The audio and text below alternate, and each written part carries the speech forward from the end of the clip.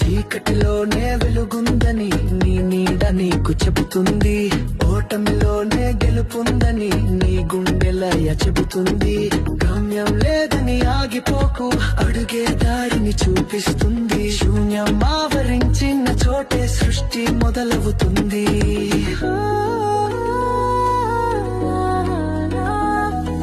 చీకటిలోనే